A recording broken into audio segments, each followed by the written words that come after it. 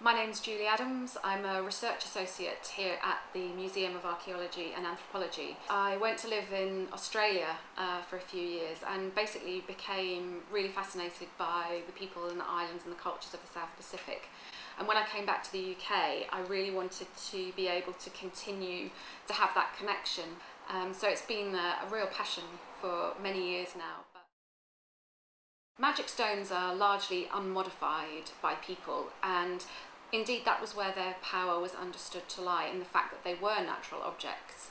The local people of New Caledonia understood nature's spirits to be within these stones, and that was where their power was drawn from. So each stone would have its own specific purpose. So for example, if we look at this stone here, the collector has put a label on it which helpfully tells us that it's a yam stone, and it's actually shaped, this one has been shaped slightly at each end so that it physically resembles a yam, which is a root vegetable that was one of the staple crops of New Caledonia. And the way that the stone would have been used is that people would have these stones in their houses and keep them out of sight, because they were understood to be very, very powerful. And before each yam was planted into the earth, it would be touched to the magic yam stone, and it would draw power down from that stone. It was understood that this would help there to be a successful crop of yams that year.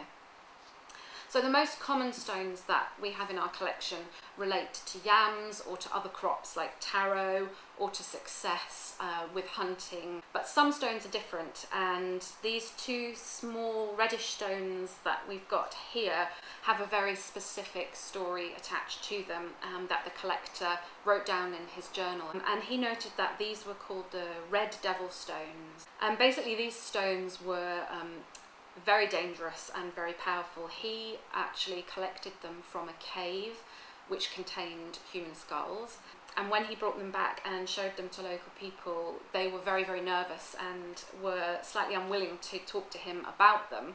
But eventually he discovered that what happened with these stones is that they gave a person the power to become invisible, and at night to visit the house of an enemy and inflict a mortal wound upon someone. It's such a privilege, and it's such an exciting job to be able to work in a museum where these collections are to hand, and to be able to share that knowledge with people in the Pacific.